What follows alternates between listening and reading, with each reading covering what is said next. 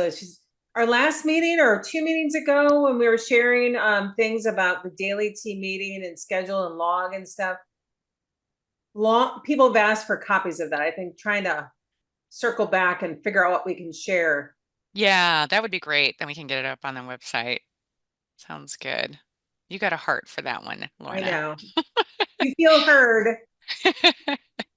All right. Well, I'm going to go ahead and get us started here then, since it looks like we're holding steady around 129 or so of you. So welcome everyone to our August National ACT call.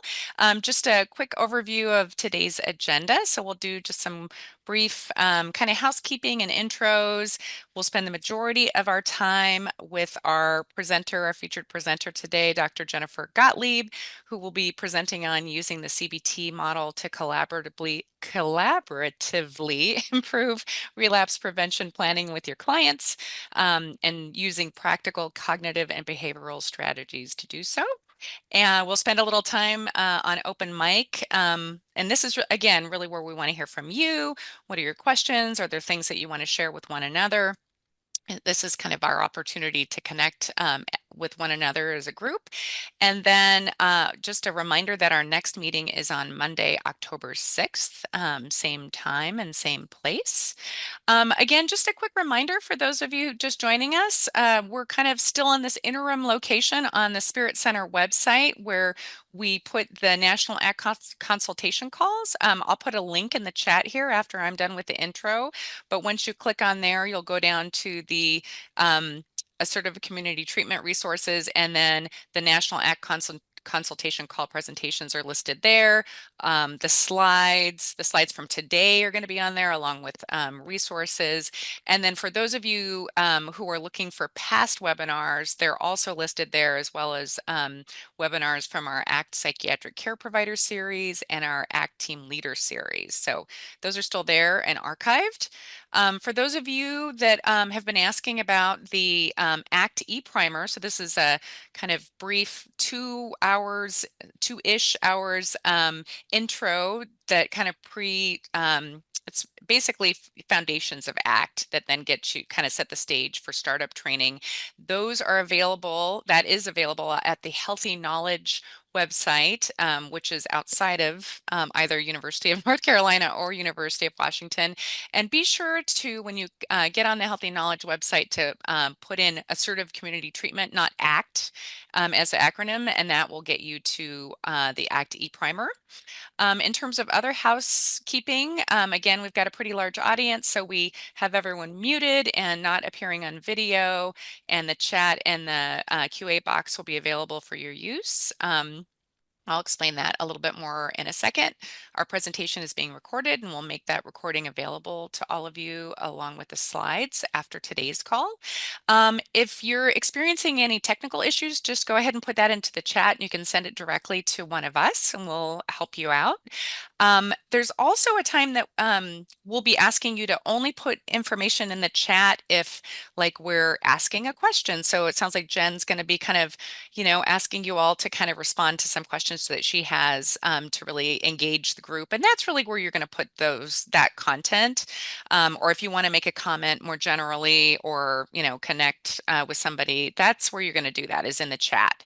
But if you have a question that you want an answer to, that's where we want you to put that in the Q&A box at the bottom or top of your screen, and not in the chat. There will also be an opportunity later when we do open mic where you can raise your hand, and then we'll unmute you, and actually, you don't have to be on video, but your name will at least appear if you don't want to have your webcam enabled for that. And again, we love it when people raise their hand and unmute, because it's another way that we can kind of really engage our group and have us connect more directly with one another. I think it's nice to be able to do that, but you can also put those questions in the Q&A box. quick introductions for us. So I'm Maria Monroe DeVita. For those of you who don't know me, I'm at the University of Washington at the Spirit Center, where we conduct training and consultation primarily in Washington State, but also support ACT teams nationally. I'm a co-author on the Tool for Measurement of ACT, or Team ACT Fidelity tool, and you see a few other things about me listed there on the slide, and I'll have Lorna introduce herself. Yeah. Hi, everyone. So Lorna Moser, and I'm with UNC Chapel Hill within the Center for Excellence in Community Mental Health. So we're also the Institute for Best Practices. So we're a group of 12 consultants and trainers working with ACT and IPS supported employment, North Carolina and beyond. So a lot of the same here that Maria cited. I was thinking like, gosh, I need to come up with something more unique to share because we're always like ditto. And I was like, Because we are, yes, each other. what she said. Twins, We're twins. professional twins. And I do have Exactly. something that came up today. I am now air tagging my cat's collar. It's a new thing. And I'm Oh, curious if anybody's done that before, but we're going to give it a interesting. try. I like it. Getting air tags on the cats. So, I like it.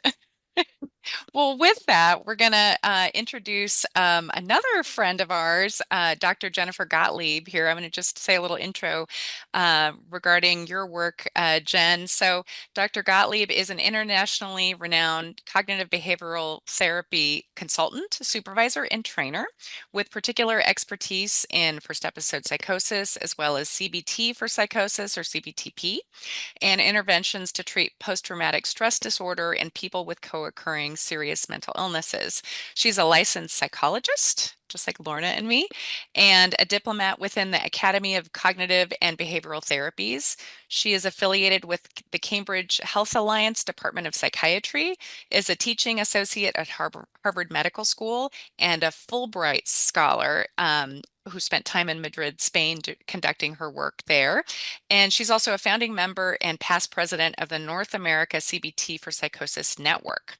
Some of you may remember Jen from her didactic trainings on these very calls. I think early COVID days. We were just remembering those early days when she was presenting on kind of what are some practical strategies that people can use remotely, because people were concerned about, seeing people in person during the early days of the pandemic, especially. And she's also worked with ACT teams nationally and really enjoys doing that. I know we've talked a lot about our fondness for this work. And in so doing, has provided training in states like mine and Washington State on practical cognitive and behavioral strategies. So today's topic is really timely and also one that you've done a lot of work in, Jen. So I'll turn it over to you. Thank you. Thanks so much, Maria. And thank you, Lorna. Thank you both for inviting me. Yes, I was here in 2021. And before everyone joined the call, we were reminiscing not so fondly early pandemic when we were still washing off our groceries because we didn't know what was going on. So a lot has happened since then, both good and bad. But here we are back again. And I'm delighted to be here. Maria's absolutely right. I really enjoy working with ACT clinicians and ACT teams. It's very valuable. You all do excellent, very hard work. And so I'm glad to be able to talk with you today. What I will do right now is share my slides. And please let me know if you see these in presentation mode. Yep, good. There you go. Yep. Yep. And everyone can hear me and so forth. Yep. You Okay. sound great. Yeah. Thank you. All right. Well, I'm just going to get rolling here. And what I'm going to be talking, this is just like a little brief kind of snapshot thing, right? To just kind of give everyone a flavor for this. But one of the things that we know is super important is relapse prevention planning, right, with our client population. So today I'm going to be talking about how to integrate some important elements of cognitive behavioral therapy, sort of the theory or the model of CBT, in order to kind of improve, feel more comfortable with, get more out of your relapse prevention planning with your clients. So we're going to be talking about some practical cognitive and behavioral strategies. And let me show you a little bit of an agenda. So those of you who have learned about CBT in the past or have maybe years ago had me come on and talk about CBT, an agenda is key. So I'm using this to plug the idea of modeling this presentation a little bit about how you might model a meeting with one of your clients, right? So starting out with an agenda and saying to your clients, okay, we have 25 minutes today, or we have 40 minutes today. Here's what I'd like to cover and why. Here's some of the topics I think that would be important. What are some things that you think would be important? Let's make a list and kind of prioritize and go from there. So setting that tight agenda just sort of sets you up for success no matter what you're doing. So that's my little plug for agenda setting. And I say that in the context just to kind of show you what I want to talk with you all about today. So first, what we're going to do is I'm just going to talk a little bit about the stress vulnerability model, which most of you know in general what that is. And I'm going to talk about how important the role of cognitive behavioral pieces to that can be and how it's important to pay attention to those. Talk a little bit about what is the CBT model of relapse? What does that look like? And then some tips for how to talk about relapse prevention and wellness planning with your clients in a way that will increase the likelihood that they want to hear what you have to say, that they're motivated to talk with you about it, and that things go as smoothly as possible. Because this can be a little bit of a touchy subject, right? Then I'm going to introduce two specific cognitive behavioral based skills that come with handouts, and I'll describe the handouts when we get to that. One is early warning signs monitoring, and the other is a graded relapse prevention plan, which you can also call a graded wellness plan, depending on how you want to talk about it. And then I'm going to discuss these two exercises and worksheets and how to use them within the context of two case studies. One of them, we're going to call it Mundo, and he is a client who has a trauma history, and so his case is sort of more like PTSD based, although there's a lot of other things going on, right? As there often are with our clients, they have multiple things that they're struggling with at once. And then the second case I'm going to talk about we'll call Julie, and this is someone with a history of psychosis and active psychotic symptoms. So just to give you a little bit of a flavor of what relapse prevention planning and these two kinds of exercises can look like depending on sort of who you're doing them with. So hopefully that'll be a nice way to illustrate what this can look like.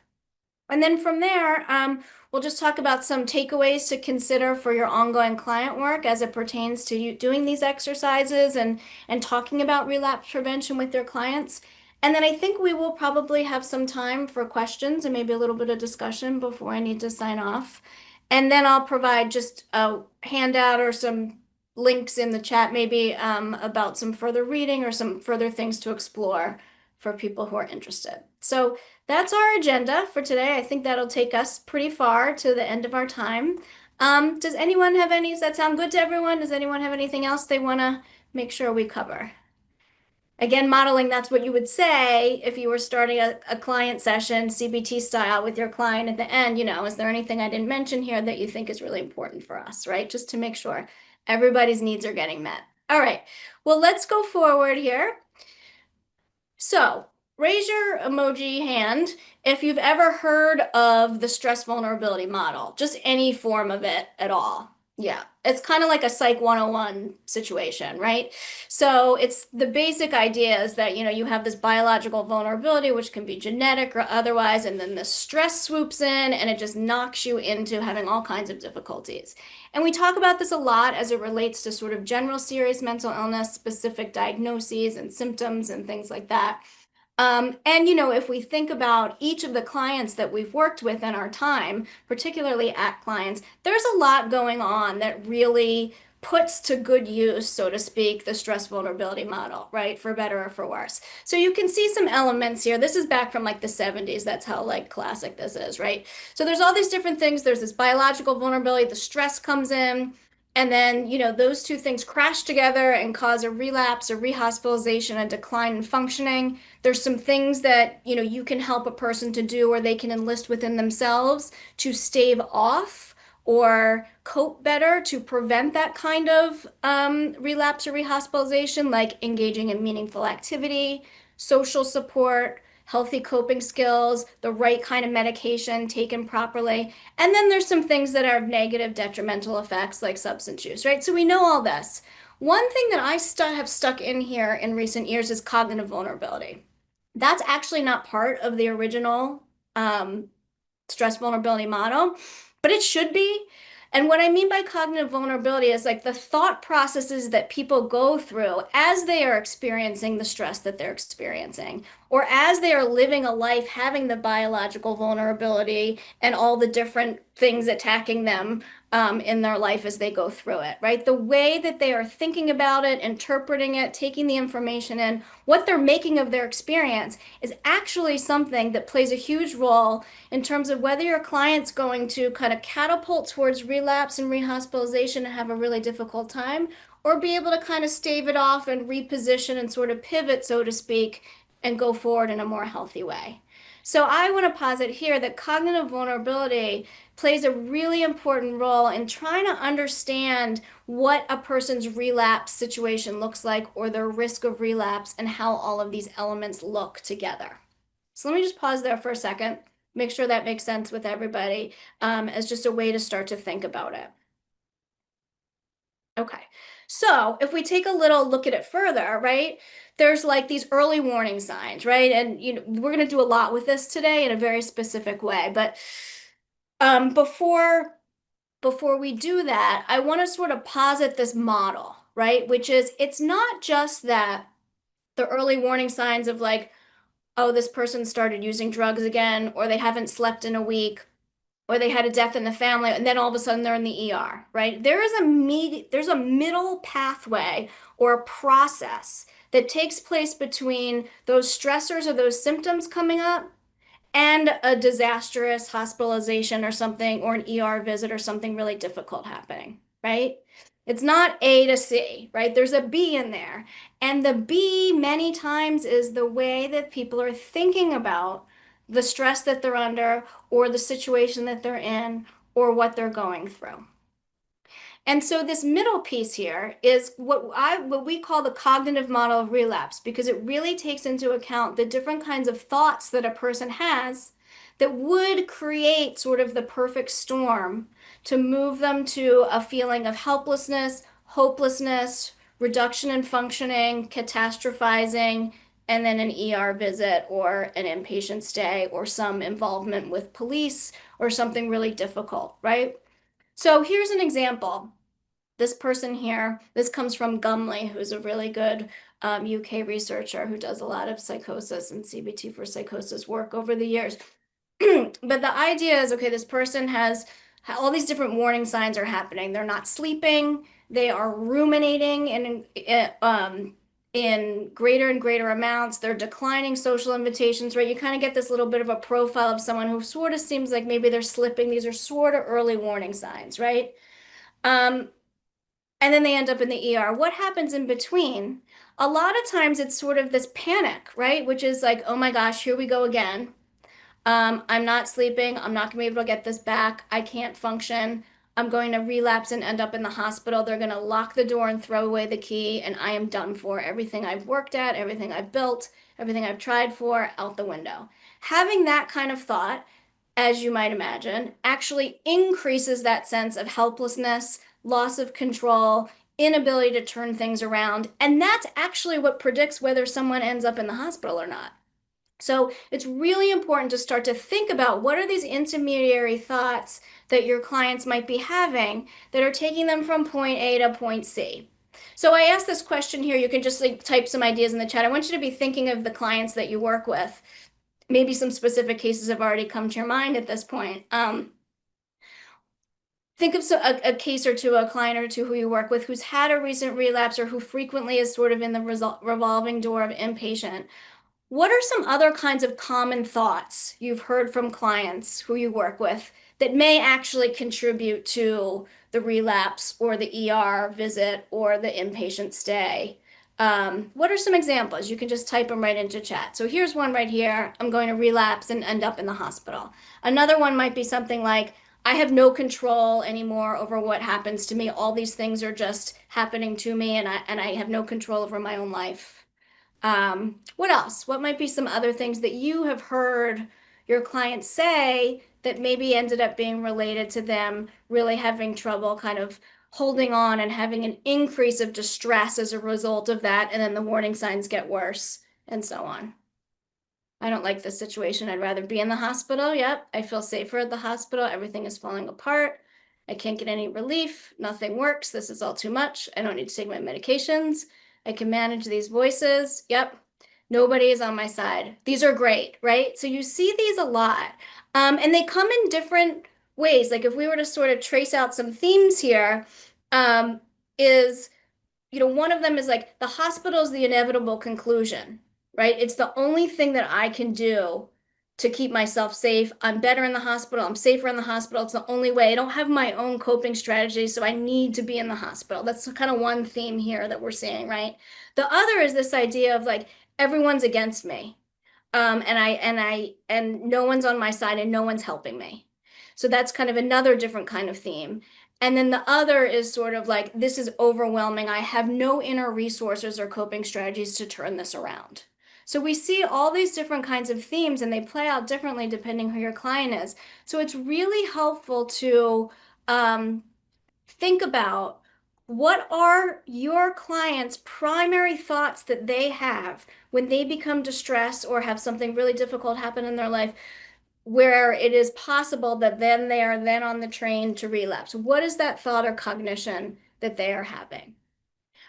So you want to be thinking about that and jotting those things down as you hear them while you're meeting with your clients. That's really helpful because that's also going to help you with the exercises I'm going to talk to you a little bit about today, about how to sort of put those on paper and put them into action a little bit.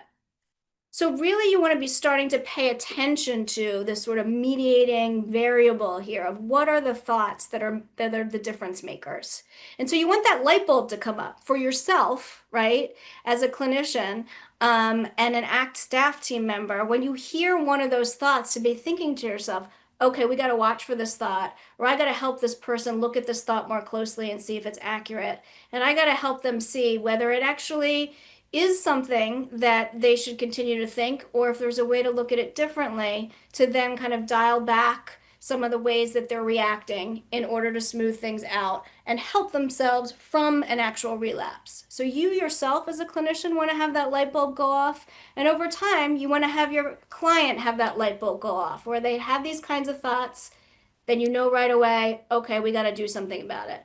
Or even backtracking, which is what I'm going to talk to you about today, when they have the early warning signs, that's the time when the light bulb should go off first, right? And then you think, okay, what's going through this person's head right now about this situation? Is that conceivably going to make the early warning signs more severe? Or can I help them with the way that they're thinking about this so that the early warning signs start to recede a little bit and they kind of get back to a calmer, more healthy baseline? So it's all about understanding those thoughts and recognizing that that's an important variable, and knowing that when you hear a certain thought like that or see those early warning signs, then you want that light bulb to go on right away to start to think about it. Okay. So I'm sure you've all done some kind of relapse prevention in the past with clients to some degree, either sort of casually or formally or in an intake or paperwork wise or as part of a study or in school or something, right? And this isn't the be all end all, but over the years, some of the things that I have really gleaned that make relapse prevention planning successful are some, key elements. And you want all of these to be part of your plan. The first thing that you really want is this to be highly personalized, right? Has anyone heard the term relapse signature? A relapse signature is basically kind of what it sounds like. We all have our own handwriting and we all have our own signature. And my signature looks nothing like Maria's or Lorna's. I mean, I don't think we've never really compared, but you get the idea, right? Everyone's signature is totally different and unique to themselves. And same with relapse, right? And the way relapse unfolds. Yes, there are patterns. We've studied this a lot. We've worked with a lot of clients who have similar diagnoses and symptoms and problems. And so, yes, there are commonalities. But to each person, their relapse signature is unique and their own. And because of that, you want to really understand that. And you and the client want to be able to be clear about what are the elements of this person's unique relapse signature. So getting as personalized as possible is super key, as is being collaborative, right? Everything is about collaboration. You all know that as ACT clinicians, right? It has to be. You cannot strong arm someone into doing something that they don't want to do. You have to get them buy-in, on board, explain to them why it's important. why you want to help them, why you want to help them try to do this like sort of difficult thing. So that is really important. Personalization and collaboration are two keys to having a successful time with early warning signs work, and relapse prevention work. Same with frequent monitoring. You don't want it to be the kind of thing where you spend all this time on and you just do it once and then you never turn back to it ever again, right? No one knows where the paper is, and you never talk about it again, and it's not on anyone's radar. You want it to be something that is frequently monitored. And I'm going to talk to you about kind of a simple way to get that sort of into your client meeting repertoire once you establish it the first time. One of the things that's really important is, as a way to motivate the client in part, is to reframe the person's past negative experiences, past relapses, past hospitalizations as an opportunity to learn going forward. And that's, kind of standard fare. So I'm sure most of you do that to some degree, to kind of help people understand that it was a terrible experience. We don't want you to repeat it.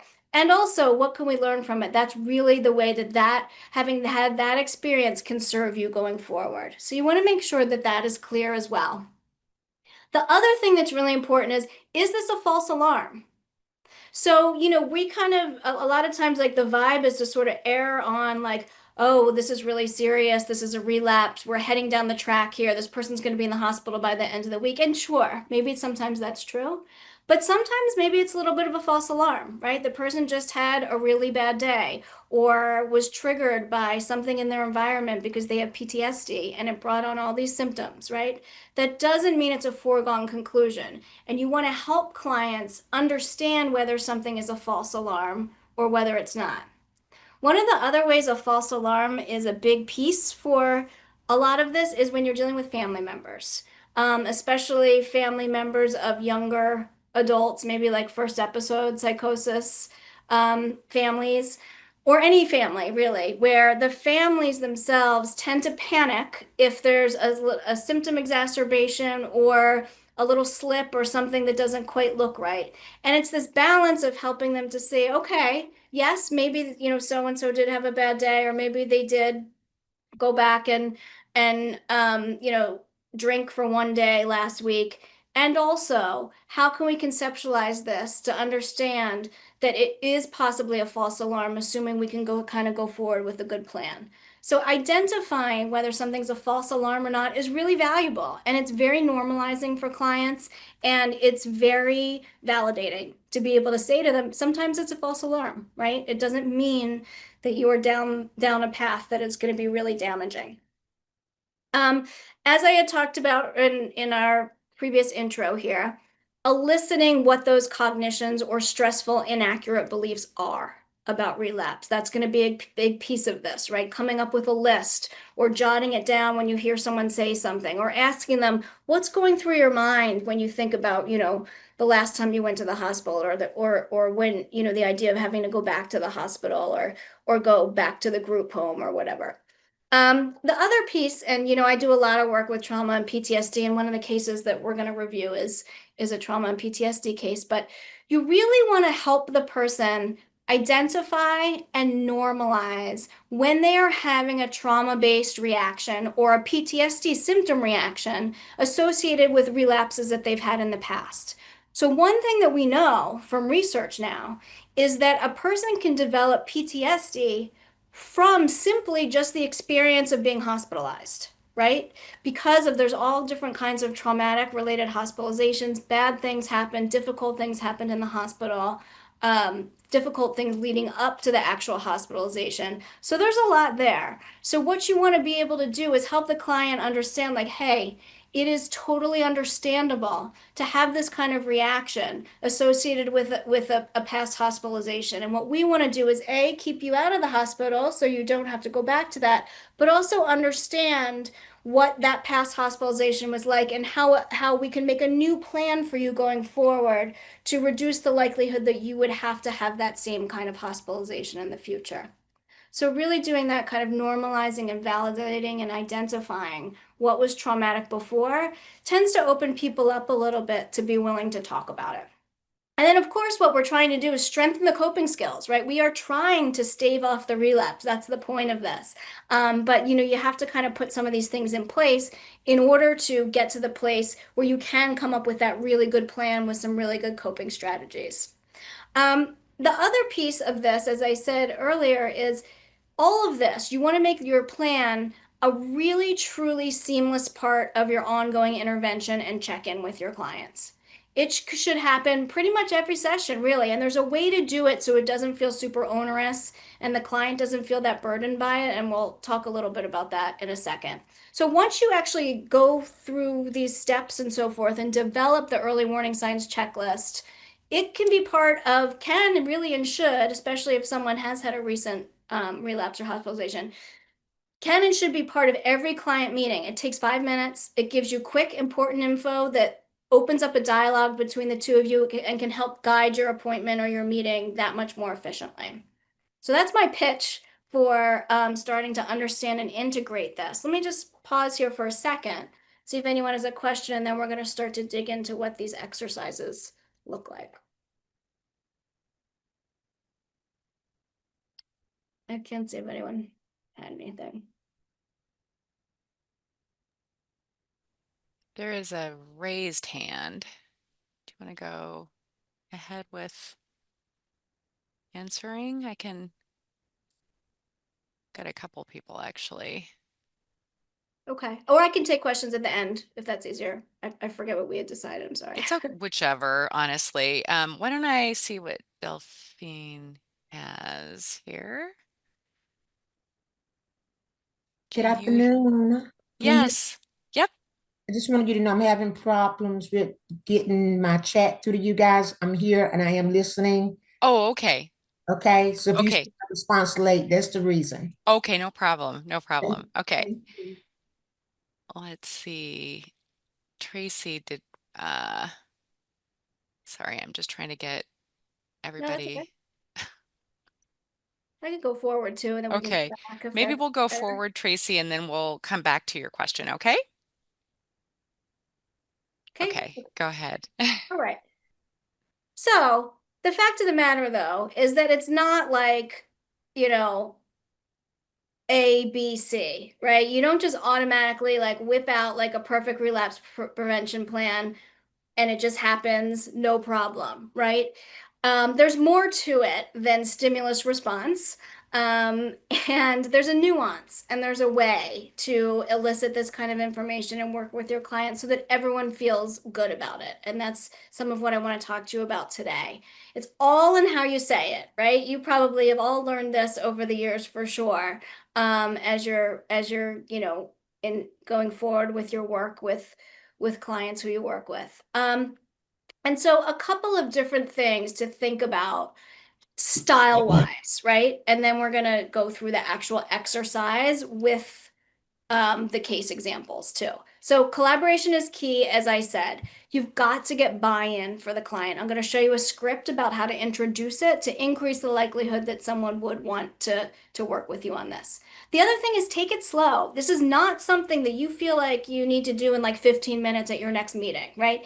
It can take a couple of meetings because you really want to be detailed about it, right? Super personalized. You want to write it all down. You want it to make sense for everyone. You want everyone to agree with what is going on that paper.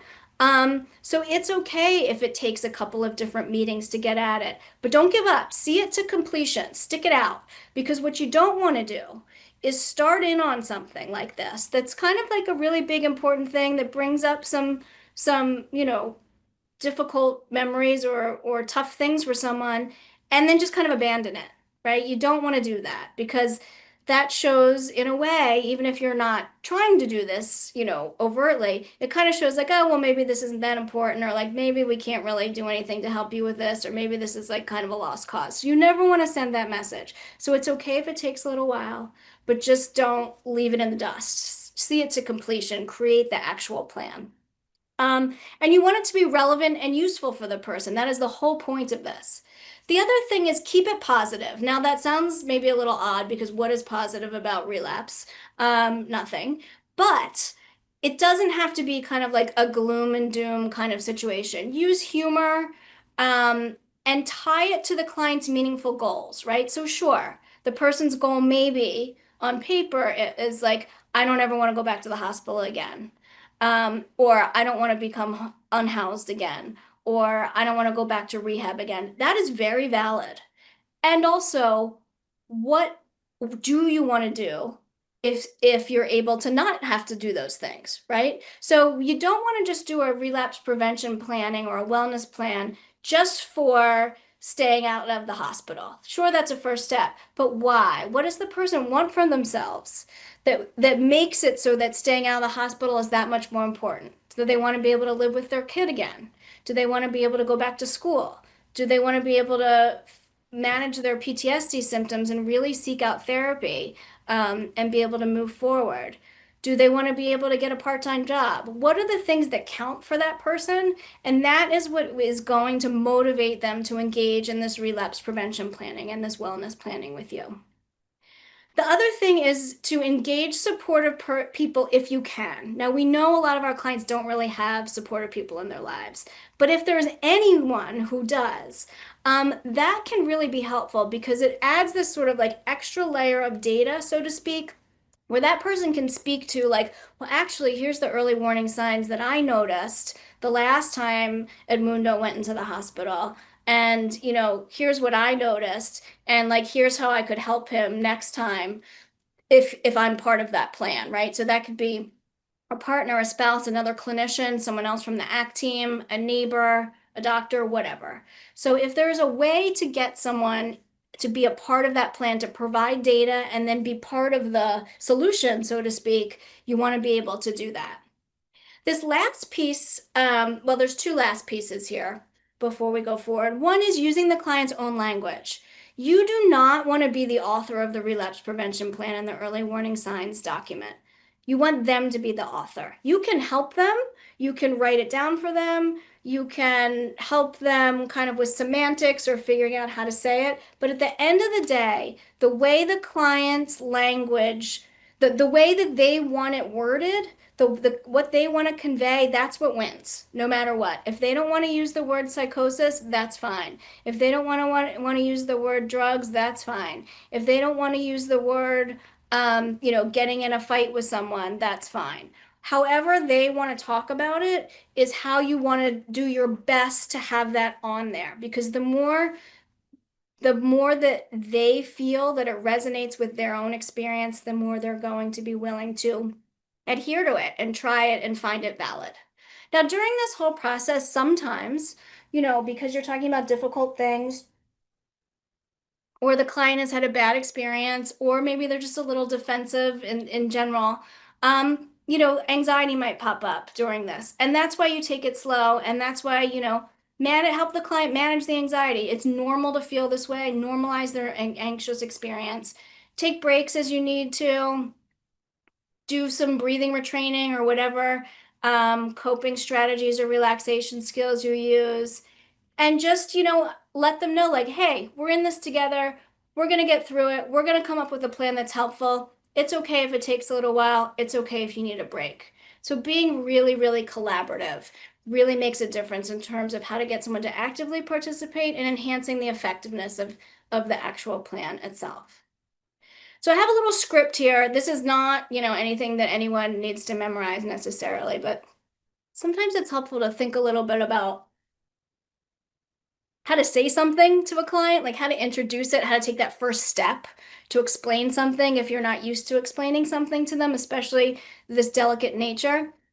So, we can take a very quick read of this just to see what you think of it. Think about how you might do this at the beginning of your appointment with your client. One of the things I suggested for our check-in agenda for today is to come up with a really solid plan to help you stay out of the hospital and go forward with some of the things we've talked about that are important to you. I'd like to start an exercise with you today so that we can help you begin to feel like you have more control over your own life. I know there have been some very hard times lately for you. Many others with experience similar to yours are understandably worried about the really bad times coming back too. It is very normal to feel this way. And I want to be clear that the purpose of working on this is not to dredge up bad memories, but to try to learn from past stress and use this info together to help you prevent this in the future. We're going to make this very personal to you, and you ultimately get to decide what goes on here. And if we need to take a break and do some breathing together, that is totally fine. We'll go at it at your own pace. How does that sound to you? So this is an example of what you might share. And, let's just like do quick impressions here. What do you notice about some of what's contained in here? Like some different characteristics that might be helpful to, in this little script here to help impact a client's willingness to engage with you around this. What are some little things that stick out to you? You can just type them in chat real quick. Some characteristics or like an actual, phrase or, yep, person-centered. Yep, normalizing experience, reducing stigma, validation, ownership. Yep, that's a good one. Like they're in charge, right? They're owning this. You're helping, you're facilitating, but they're owning, giving grace. Yes, that's such a big part of this process. Yep, thanks, Laura. Other things? These are really good pieces of feedback. Clarifying what this is not. Yep. Universality. Yep, that normalizing, like people go through this, it's very common. A way that may feel safer. Am I adherent? For sure. Autonomy respected. Good. Yeah. That's the plan. Like that's sort of the goal, right? So I'm glad that comes through. So all these different kinds of things are really the way you want to convey it. And use your own personal touch, right? You all have your own personality and your clinical style, but these are just some things that you might want to contain in there, right? Not being condemning at all, not being judgy, right? All very important. Good. Okay. So let's move on. I'm going to talk about 2 case studies now to bring this to life a little bit. The first one is Edmundo. And how we're doing on time? Pretty well. We're going to start with him. I think we'll also be able to get to Julie, but we'll start with Edmundo. I'm going to show you, details have been changed. This is anonymized, but this is based on, an actual case. And we can read this together. I'll read it out loud just, in case you don't feel like looking at all the verbiage on the screen here. And you can kind of digest it. And then we'll talk about what we did with Edmundo. This was a case I supervised. 41-year-old Latino cisgender male with a female ex-partner and 3 children, ages 4 to 12, originally had a vocational background in construction, but has been unemployed as a result of an ongoing shoulder injury from a severe car accident 3 years ago, which necessitated a 2-week hospitalization. He has a diagnosis of major depressive disorder, history of methamphetamine, problematic substance use as an adolescent, but hasn't used in 3 years. He engages in binge drinking during times of stress and had a recent history of intermittent homelessness. He grew up in an impoverished urban neighborhood with high levels of gang violence into which he was recruited as a young adolescent. As a result, Edmundo has reported having witnessed violent assaults and murders. In addition, his younger brother died by suicide 2 years following guilt related to his own gang-related activities. Edmundo had initially connected with the mental health clinic for help with his SSDI application, as he requested assistance and treatment as a result of his physical injuries from the car accident, as well as his psychiatric symptoms. When screened for trauma and PTSD, he first indicated that his most distressing traumatic event was the car accident, but later disclosed that he was most debilitated by his history of gang life and its association with his brother's unexpected suicide. His first PCL, that's a post-traumatic stress disorder checklist inventory related to the suicide, was 43. So just for your information, 33 or higher is having PTSD. Given his history and current risk factors, he increased his mental health services, which included engagement with an ACT team. His goals include wanting to understand and manage his PTSD symptoms so he can find meaningful work and stability again. He also wants to deal better with what he described as a challenging and sometimes volatile relationship with his ex-partner, which he attributes somewhat to his unresolved feelings about his brother's death. Okay, so a lot going on with this person, right? Any characteristics or things that stick out to you as sort of like similar to clients you've worked with? You can just put it in chat a little bit if there's anything that kind of resonates. All of them, okay, yeah. Anything else specific?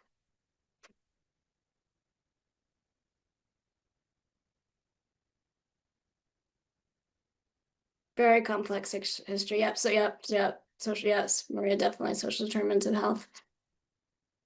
Okay, so, you know, a lot going on there. Thinking about the first handout that I want to share with you that I think Maria or Lorna put into chat already, right? It looks like this, holding it up here. It's the early warning signs monitoring. And I'll that's put the it up again Oh, here. thank you. This is just a little one pager, right? It looks like a simple nothing form, but you can get so much great information from it. So this is really the first thing you would do with your client after you kind of give your little opening script and get them on board with it. So what you want to do is talk through with in this case Edmundo, what are the things that you noticed the last time you were feeling really bad and things went south for you?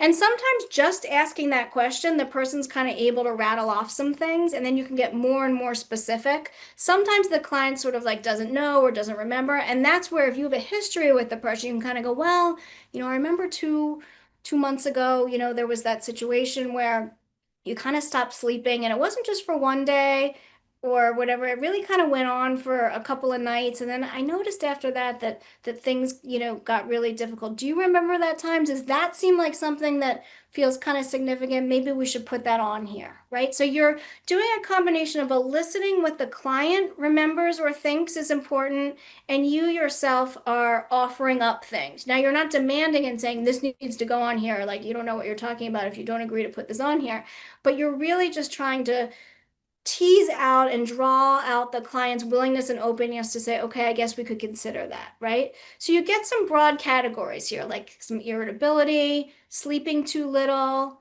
for example. But then you want to get more specific, right? Because again, it's a human condition to get irritable and to not sleep well. So we want to avoid the false alarm thing, right? And we want this to be specific to Edmundo. So for Edmundo, if he feels irritable for more than one full day, that's an indication that this might be kind of an early warning sign. If it's just like half a day or he wakes up in a bad mood, that's fine, right? So it's getting to kind of like quantify it a little bit is what you want to do. And the other piece that you want to do, like for this third and fourth thing here, is thinking and behaving. So this is where a lot of the CBT piece comes in. You want to understand a little bit what are some of the kinds of thoughts that Edmundo has that can be considered or should be considered early warning signs monitoring. So you'll remember from the vignette that we just looked at, just a lot of these beliefs about like, you know, grief and guilt about his brother's suicide and, you know, being a not the best father to his kids and having this volatile relationship with his ex-partner. And so when he finds himself really deep in that and really truly believing that he is a full failure, then that is a warning sign that he's going down a path, right? So you want to be able to elicit from the client or with the client, like, what are those thoughts and how do we phrase it? Right? That's that piece of like, it should be in the client's language so that it resonates with them and they understand it. And then the last piece here, as you can see, avoiding talking to my therapist about my feelings. So he's a therapist too. That's a behavioral kind of thing, right? Any kind of avoidance. And if you notice that, you know, for him, who had like a pretty good relationship with his therapist, actually, when he admitted to just avoiding talking about my feelings or any of these difficult things, that was a warning sign for him to go, okay, I may not be doing well because I'm not bringing this up to my therapist even when she's asking. So you want to get really specific, and all you have to do is come up with like, you know, between, well, here he's got 4, but there's space for 5 different sort of targets basically. And these targets will stay the same the whole time. And then what you can do is have the client fill this out when they come in to see you at the top of the appointment. It takes 1.5 minutes, really. And they just circle how often has this been happening. And, you know, if anything is bigger or, excuse me, higher than maybe like a little or not at all, whatever the two of you decide, then that goes on the agenda. And it's something that the two of you talk about and work on and come up with a coping strategy or a plan for. Now, the next thing I'm going to show you is how to make the actual plan that comes out of the early warning signs. But this is really the first step, is like to identify like, what is this person's signature specific warning signs that takes them from just having a bad day to something that needs to be paid more attention to. So for Edmundo, these were his 4. And then each time he came in, he just, filled this in right at the top of the session. And then from there, the other thing that you're going to start to work on, I'm going to show you this example for the other client as well. I think we're going to have time for that. From there, once you have some of the early warning signs, you can do a more detailed thing. And that's on the Staying Well plan, which is a longer handout that Maria sent around that starts with the early warning signs and then builds from there, where you're actually helping the person make a very specific plan around, okay, if these behavioral things are happening, or I'm actually having these thoughts, like, when is it not that big of a deal? When is it mildly concerning? When is it very concerning? And so for each level, you come up with a plan for the person. So mildly concerning for Edmundo, he and his clinician decided, was snapping at his kids more than twice in a week and staying up past 1 a.m. scrolling on his phone more than twice a week. And if he started to do that, that wasn't like a catastrophe, right? It wasn't like a crisis, but it was mildly concerning. And so what would be the plan to sort of stave that off or reset from that? And he and the clinician came up with these 4 things. So make a clear apology to my kids, set an alarm on my phone to signal bedtime, tell myself I want to go to sleep earlier, do cognitive restructuring on the thought that made me snap at my kids in the first place, which was they never listened to me and no one has any respect for me. So you can see there's like a detailed matching plan for whatever the actual behaviors or thoughts or difficult things that are happening. It matches up. So that's mildly concerning with a plan. And you can, if you go through the worksheet here, you can see it moves up from there. It goes from early warning signs to mildly concerning to major concern. And then at the end, you come up with like a full comprehensive plan. I'm going to try to show you this really quick with Julie because we have the whole thing for her, just so you can get a sense of how it looks from start to finish. Are we good on time to do that? That's kind of my last piece. Okay. Okay. So you can kind of follow along with these 2 worksheets. So that's Edmundo. There's a lot more to him, but that just gives you a little bit of a sense about how his case sort of translates to creating this kind of work and plan with him. Okay, let's take a very quick look at Julie. This is the client with psychosis. 27-year-old cisgender single Caucasian female living in supported housing following a recent hospitalization, which was her second. Having grown up in a conservative family with a verbally abusive father, she was very shy, history of mild anxiety, untreated OCD in her adolescence. The OCD dissipated in her 20s but gave way to psychotic symptoms, ideas of reference, paranoia, delusional beliefs related to her family. After her first hospitalization, she lived on her own briefly, led a very quiet life, fearful of going out. Reemergence of psychotic symptoms followed an attempted medication self-taper. Most recent episode included a violent sacrificial suicide attempt. She believed her family was in danger and began various rituals to protect them, which culminated, unfortunately, in a sacrificial suicide attempt with a knife in the kitchen in front of her mother. This event required an ICU hospitalization, then a psych inpatient stay, during which there was a reemergence of a past delusional belief that she was actually adopted. She was not, however, but that was the belief. She became preoccupied with this and that her real biological father was often hanging out in the visitor's waiting room at the hospital. Following discharge, she continued to hold these beliefs to a lesser degree, continued to struggle with depression, severe anxiety, pacing, lots of skin picking, felt ashamed and confused about what led up to her recent events, and feels that her life is directionless and meaningless and that she is worthless. Spends a lot of time at the family home, pacing, watching TV, sleeping, and has been scared to leave her apartment, although she will reluctantly for short trips to church or to the grocery store, but only with her mother or her sister. Her goals include wanting to better understand how she has gotten to where I am today, what happened to me, to better manage overwhelming anxiety, to not have to return to the hospital, and to try to have a fuller daily life, school, engaging more with others, increasing involvement in church activities. So that's Julie. Again, a lot going on. Any similarities that anyone wants to point out, anything that resonates with current or past cases of yours? You can just put it in chat if you see anything, if anything stands out to you about her.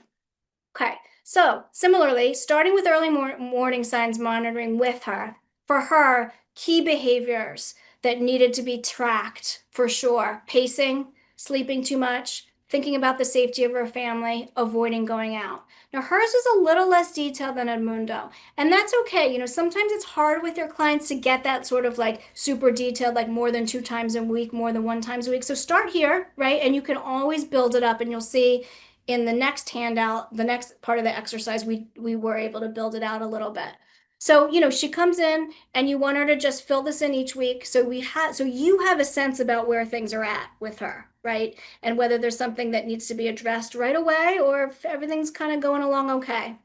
So this is that first part, the early warning signs monitoring.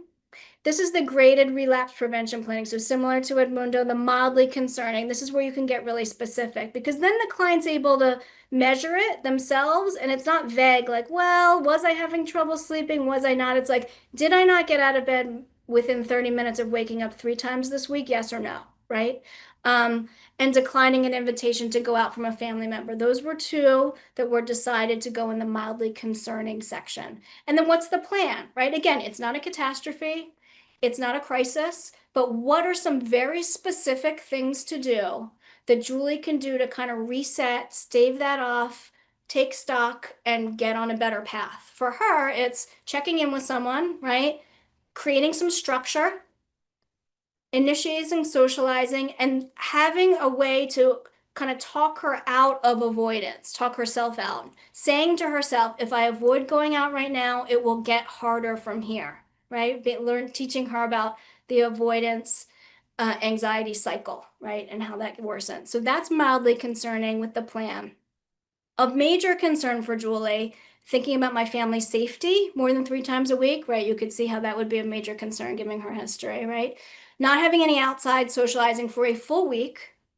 Violent or self-harm thoughts, I must protect them, meaning her family. Skin picking more than 1 time a week. So any of these happening, and certainly all of them, go right to the plan that goes with the of major concern, which involves increased services, right? Contacting the psychiatrist, doing some very detailed cognitive restructuring that she was taught, doing relaxation, breathing retraining, and having a meeting with her clinician case manager to review the coping plan and make sure that it is in action. So that's how it goes with the mildly concerning, major concern, getting as detailed as possible.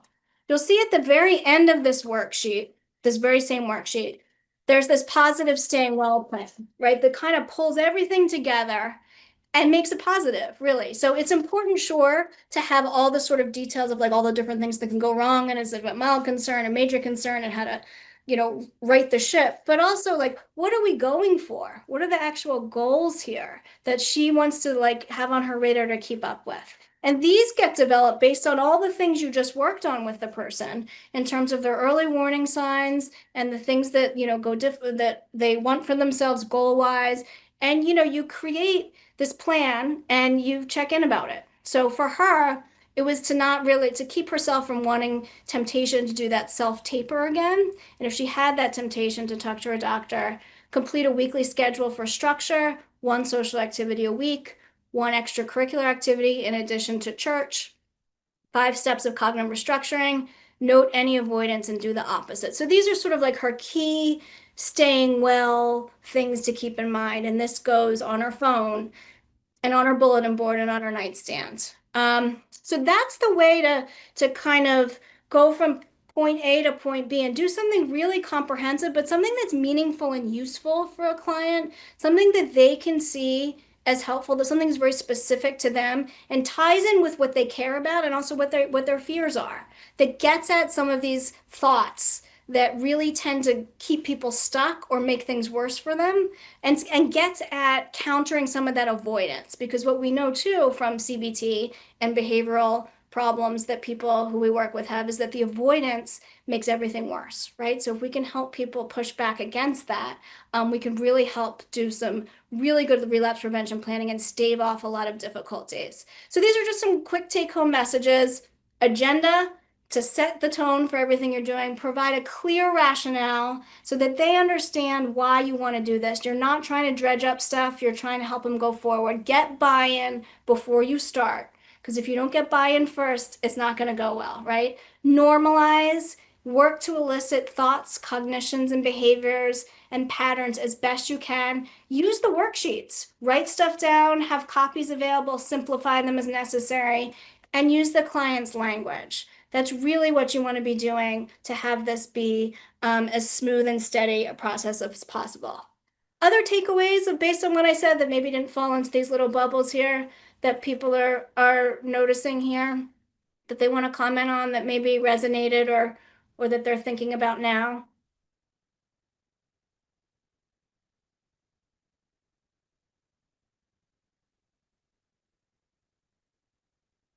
Okay, well, let me just, we can take some questions, but I just wanted to point out two things. One is a book that my colleague Kim and I just published recently. If you want to learn more about Edmundo, he is featured prominently in this book, actually. And this is about cognitions and thoughts and getting at helping people who have trauma and PTSD and other co-occurring conditions, how to really cope with them better and get at some of those thoughts in order to help people move forward. And then a classic, absolute classic, Kingdon and Turkington, Cognitive Therapy of Schizophrenia. If you're interested in CBT for psychosis, more along the Julie case study, this is one that's been around for a long time. So there's some links here. There's a resource guide, I think, that also has the links.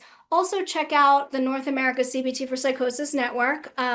We're a growing organization, and some of you may know Sarah Kopelovich. I don't know who does it in this group if there's overlap, but you must. She's our acting president, actually, and a colleague of mine in this. So check us out. There's a lot of great resources there if you have more interest in any of these topics.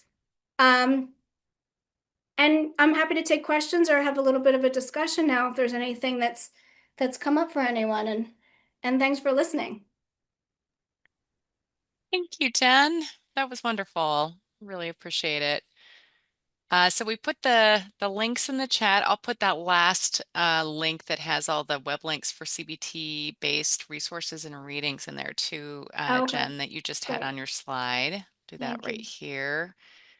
And yeah, any questions or comments from folks? Again, you can put it into the Q&A box. It looks like we've got one. I don't think I can see the Q&A box, can I? Oh, I don't know if you can, but this one is You can tell me more what the of a Q&A is. larger question that Okay. I think is probably more about ACT more Oh, specifically, okay. not the particular topic today. Okay. Let's see. Yeah, people are just saying super helpful presentation and thank you. Put this in there we go. Great. Well, you're very welcome. Thank you all for your time. And I hope this kind of gives you just like a little food for thought and some practical worksheets and things to try out with your clients and think about. The more you practice it, the more it starts to feel like something that's in your own personality and your own wheelhouse. So, get your feet wet with it and see what you think.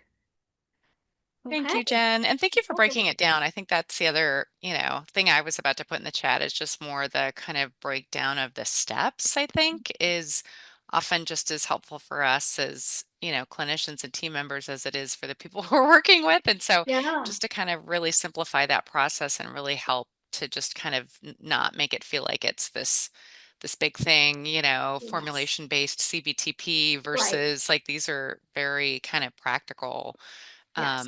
steps that people can go through and that they've got these resources to be able to walk them through and carry it out. So thank you so much for You're that. welcome. Thank you. Thanks, Lorna. Thanks, Maria. Yes. Thank you, everyone. Sounds like you have other topics, so I'm gonna unshare Okay. my slides here, and I am going Sounds to good. sign off, I guess. Okay. All right. Right. Thanks again, Jen. Thank Thanks for you. joining us. Bye, All right. everyone. Take care. Bye-bye.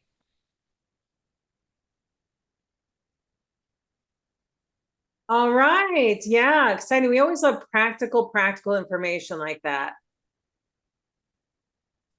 And now we are pivoting into our open mic time, as Maria mentioned.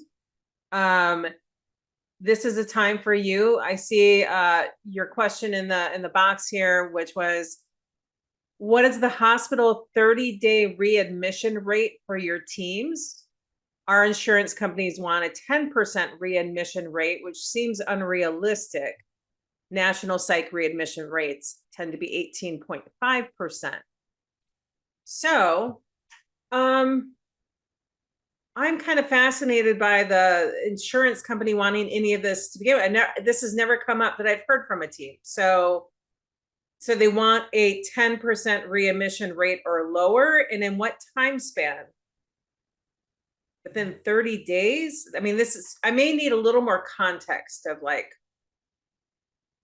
Oh, good. He's raising his hand. Hold on. I'll get him. I'll get you on here, Joseph. Let's see. Sorry, I'm not very I fast know, at me this. neither. Okay, I got it. Hello, testing 1, 2, 3. Yeah, looks like Yes, you're there. hey everyone. Yeah, I'm with a company that has like a bunch of different ACT teams, and we're of course always working to prevent hospital admissions and prevent readmissions as appropriate. Uh, but I guess I was just wanting to talk to other people at other ACT teams to sort of get a sense of how common is how frequently are your patients going to the hospital? How frequently are they being readmitted? Uh, Mostly just going to kind of get a sense of how we kind of measure up to other people. Our readmission rates can run from like 10% to 30%. Um, it's of course hard to say for sure. I know people probably don't have hard numbers, but if anyone has any thoughts, I'd be curious. Yeah, What is, go ahead. well, all I was going to say too, Joseph, if you can't find the answer here today, or you get some feedback from folks, but not a ton, the National ACT Listserv is another place to pose that question after today. But just that's more kind of behind the scenes here. So just FYI, if you don't get everything you need, that's another place. But you were going to say something, Lorna. Well, I was seeing one of the responses saying our readmission rates are almost non-existent in the 30-day window. That's what's tripping me up, is what units are we working with here? 30 days, you can have 90 days go where a team may not have a single hospital admission if you're getting a good stretch. Is the readmission at the point of the person that they go in, they come out, and they're getting readmitted within 30 days? Or is it about, yeah, It's that one. Yeah, it's a number hospitals track a lot. Insurance companies care a lot about. If someone's in the hospital, they get out of the hospital, but they have to go back to the hospital, then it's usually perceived as a failure. Someone was at fault. Maybe the hospital did a bad job, their outpatient did a bad job, there wasn't good handoff, something happened. Is the general viewpoint. okay. So the unit is the person who went into the hospital, because you're going to have plenty of people served by the team that they have long no When hospitalization. someone comes out, do they Yeah. go back within 30 days? How common is that? So someone said that's vanishingly rare. I mean, that's the idea that it's supposed to be rare, but also sometimes patients are very sick. Right. So yeah, I'm seeing we have very few that are readmitted within 30 days. Ours seem to care more. Ours, meaning insurance companies, seem to care more about the number of contacts we make in the month. And then I see Laura responding. A lot depends on the hospital in your area. If they tend to do rapid discharge, then you end up with a higher number of rapid readmits. Totally on board. I think big ones here is always about context, because, and it's interesting that they're paying attention to this from the perspective of, it may not be your team's fault. It may be the fault of the hospital not keeping them as long as they needed to prepare for that discharge. Right. But I would say that, and I see Melissa saying we aim for under 15% rapid readmissions, and we meet this probably half the time. The problem with how we calculate is we have less hospitalizations, and the ratio can easily be thrown off. Yeah. More times than not. Well, I may check myself on this. I see a lot of good teams that are willing to jump in to do more intensive work when somebody comes out, but they're coming out prematurely. Like the hospital truly is not serving them for the length that really was needed to help the team. And I think part of the breakdown we see is, compared to the old days of ACT, where the PAC team was like really working closely with that hospital while they were admitted. Now, so many teams have the hardest time having any coordination with inpatient staff. So you can't even like weigh in on the disposition of the person and whether they look like they're at a place where the team can receive them again. So it's a great question. I don't think we've ever been asked this. And you know what's interesting, Maria, is that in some ways we have this data when we do TMAC reviews, because we see the readmission happening with the same client ID showing up. And we calculated a different way of looking at hospitalizations in our study, but it was based on a caseload unit of how far back do you have to go to count the past 10 or 5 hospitalizations. Yeah. But we would have this data to even look at readmissions in that window. Yeah, it's that totally. That would be really interesting to look at based on the number of teams we've got so far.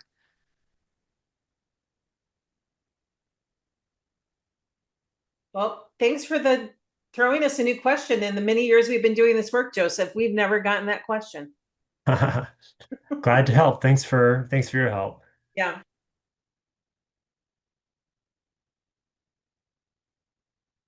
Okay. Well, I was just skimming to see if we had any other new responses to that, but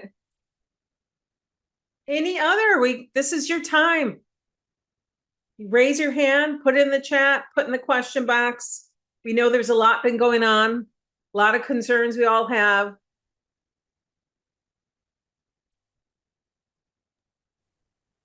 I'll put into the chat too. I had mentioned to Joseph the National EC listserv, and I know several of you are on there, but probably not all of you. So I'm going to put that into the chat. And you can start receiving my posts from the past Fridays. See that? I did. I love that. We have so many good exchanges and people share things, but if you're joining late or you missed it, you don't get it. You don't necessarily see it. All right, so I see Kristen saying we're also working a lot on adding psychiatric advance directives to crisis plans to work around some inpatient providers' barriers to coordinating prior to discharge, what helps in some areas where hospitals rapidly discharge. That's a great idea. So for those who aren't familiar with psychiatric advance directives, states can be a little different on how they do these and if they have a actual form to fill out, but it's a way to capture the person's preferences and voice around treatment and to have that be legally recognized. The person cannot direct what care is going to look like, but they can put it on paper what their preferences are. And legally, there should be a process in which you're reviewing and considering those preferences without just de facto making whatever decisions they want. Inpatient team. Consent for coordination. Oh, interesting. And I don't know how well they maintain this resource, but Duke has a website that I'll pop in if you're interested to learn more about psychiatric advance directives.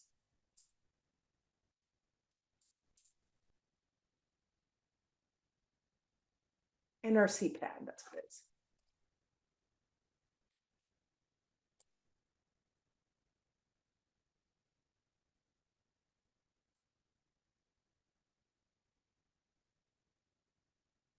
Okay.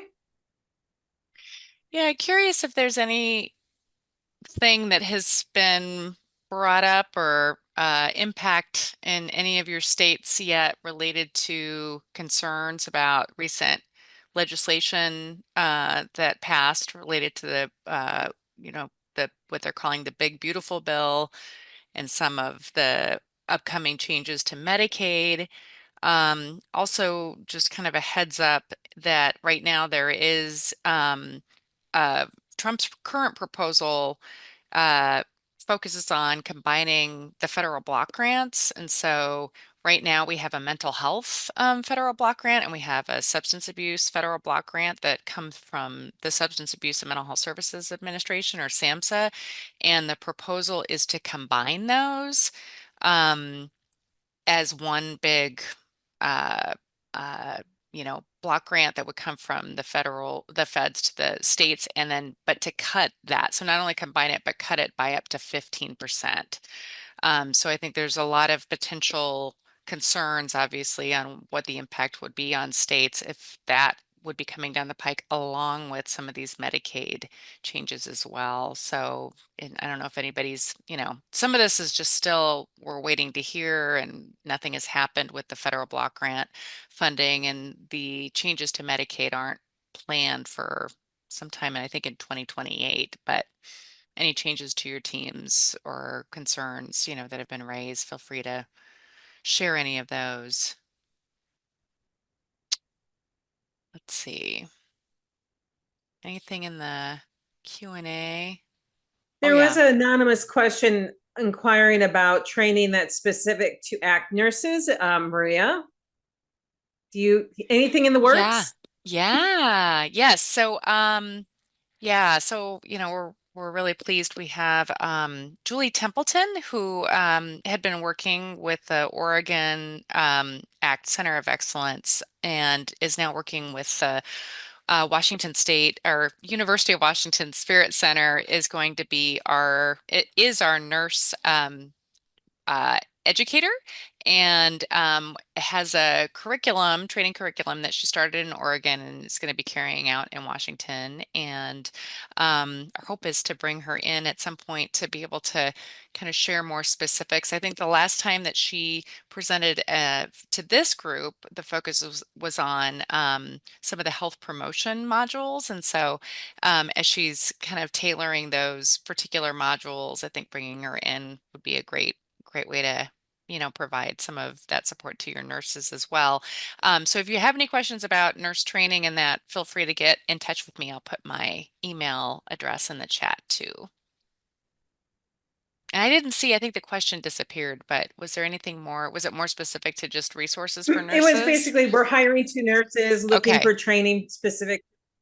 And Yeah. so, that a lot of us have our own unique things going on that's state specific, but you have the potential of having something more robust, I think, in the partnership with Julie.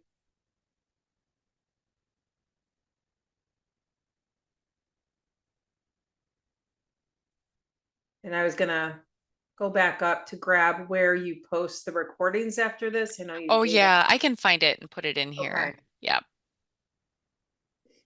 Okay, so let me see what people are saying here.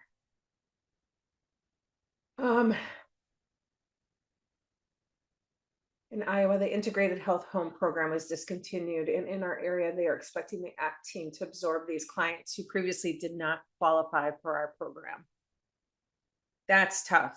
And that really puts a lot on your team in terms of it's not just the strain of absorbing all these clients, it's when you're taking on people that aren't necessarily appropriate for ACT, that really can put it can really impact how your performance look, and with fidelity too. So not ideal.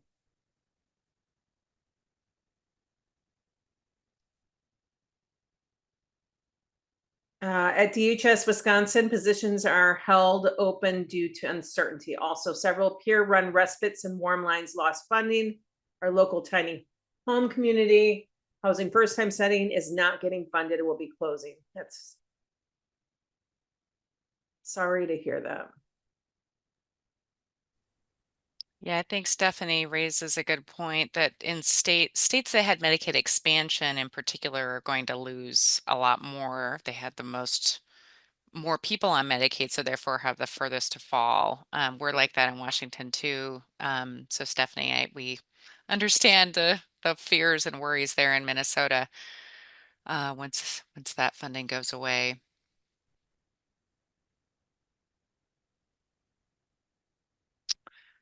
Yeah, and then with the uncertainty of the SAMHSA funded ACT grants. So you don't know if you'll be funded through FY26? We don't know. I didn't realize that.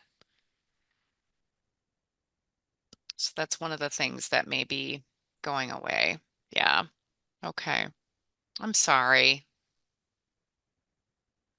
Yeah, I mean, one of the things that we thought might be helpful just to be able to bring to a future call. I don't know if it's a didactic per se, but just kind of a state of where things are around, recent changes. Because there's a lot of things happening. I think one of the challenges, of course, is that a number of states or advocacy groups will then, have a lawsuit that then kind of sets the stage for things still being tied up in courts. And that whole process can take a long time to figure out what's actually going to happen. And so I think some of these things that actually go through Congress are a little more clear because they went through Congress. So therefore, they're more likely to kind of happen versus some of these executive orders. Those are the biggies that I think are, the lawsuits tend to kind of, single in on, like, this is not something necessarily that went through Congress. And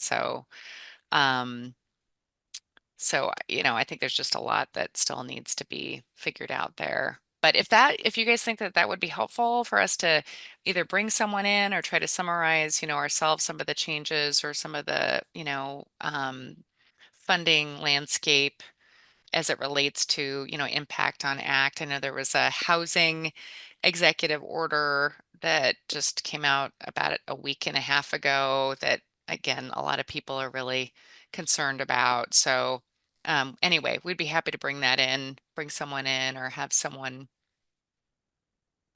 do some of that. Okay, good. So we have some people saying maybe that would be helpful. And again, Yeah. we don't want to, if there's a lot of skills and strategies, we want to keep moving and not necessarily, we don't want to do any fear mongering, but I think where there's like important information to be shared, we also want to be a resource to share the facts. And when we don't know what Yeah, the facts are, right, we can say that. Like, this is still very uncertain. So, right.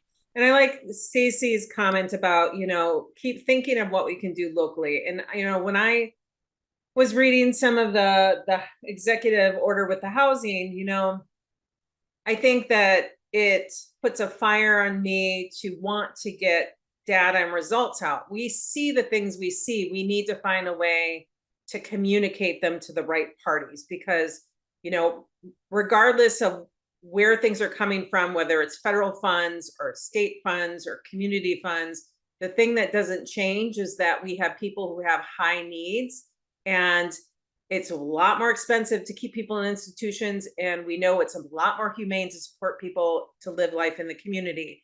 And telling that story is going to be even more important now. And I think that whatever data that your team or agency could be tracking right now to talk about your impact is critical. So really trying to show, we know from the national study that higher fidelity teams did a better job of helping people get employment. Getting employment is in line with this federal administration. Find the ways to sell the things that we need to sell. We do a better job of helping people not be in residential settings and being more able to live on their own. Higher fidelity teams had a significantly lower percent of people who are unhoused and homeless. Like, I think find the ways to tell the story of not just the civil rights piece of it, it's our impact in this role. yeah, that's a great point. And I think that's the thing too, is like we want to, bring in information, but also think of where can we make some change? What are the kind of some action items? So we can think about that too as part of the discussion, like what are some tangible things that people can do? I know Annette had a good question about where are the results of the National ACT study. You want to address I that? know. Yeah. we just like to talk about the study, not actually like, we're slowly bringing them out. We've been doing presentations on it, but Annette, we are working on getting a set of manuscripts out. And then the other piece is Maria and I are planning for a joint website that's going to be kind of a clearinghouse for all the best work to pull together and be public facing for you all. So in addition to what goes into those manuscripts, because we need to go through a peer review process and have our, the study properly vetted and published. But in addition to that, we want to find all these other easy ways in which you guys can access this information. So we've done a series of presentations on it, so I can see if I can quickly pull a few of them and drop links in, but there are at least one way to go and see the findings. And then if you want to cite something you saw in our presentation, then you're just citing the presentation.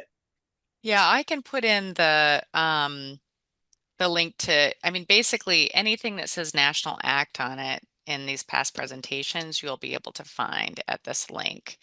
And we did do our very first kind of big, it was the most comprehensive presentation on the National Act study in Copenhagen a couple of months ago. And so I think that kind of, again, gets a fire under us to then take what we presented and really making it more visible and disseminating it more widely, especially, and also to policymakers, Right. because that was one of the big things that we have talked about. One of the biggest intents is to Yes. really get it to people who make decisions about, you know, services and resources related to ACT or that impact ACT.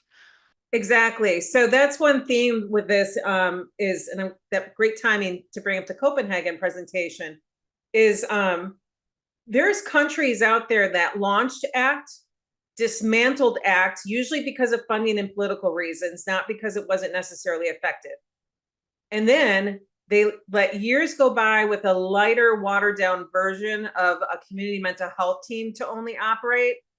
And then they find that they need ACT back. And then they talk about plans to re-implement ACT. So there's definitely a lot of examples out there that makes the case for this is a critical part of our system of care. And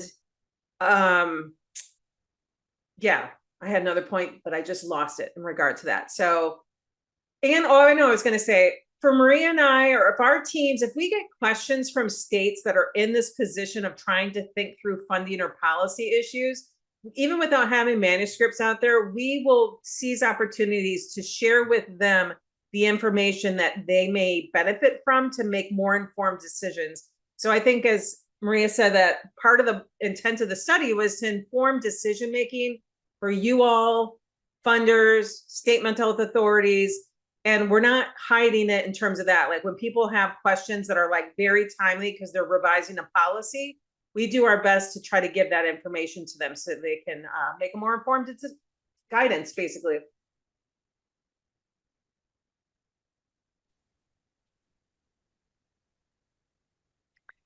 Well, with that, it's probably good. Oh, did we have somebody? Okay, yeah, we had. Oh, how are ACT teams handling low staff? Oh, that's a big question. Wonder if people could put that quickly into the chat, how you're handling low staff. It's also, that's kind of a strategic one too, I feel like, in terms of Yeah, and it's a about, great one if you do get on the list, is to post something like that to the listserv to get ideas too. yeah. Yeah, because I And think people can give you a little more specific, nuanced response to that. And especially again, since we've only got a minute, I want you to get your I want you to get your money's worth. No, I know you're not paying for this, but get, you know, what you need in posing that question. But if people have a kind of a quick and easy response, by all means, put those in the chat. We hope that you guys will join us for our next call. So remember, we meet every other month on the first Monday of the month. So that our next call will be on Monday, October 6th. Again, same time and same place. If you're on this call today, that means you're already registered for the series, so you don't have to re-register again. We will share more about the content for that particular call. And again, thinking about this idea of like, how can we best share kind of updates to the national funding challenges and provide some direction on like where we might want to move forward or how you can, you know, at least access other resources. So we'll try to do something that isn't, again, just putting out information to make everybody freak out, but rather to have some, you know, tangible information to be able to make some decisions going forward. So we'll think about that for the next one, whether it's the whole time or we have a feature didactic and share some of that information as part of the open mic. So stay tuned. And thanks again for joining us this month. We'll talk to you guys soon. Be well, everyone. Take care. bye. Bye-bye.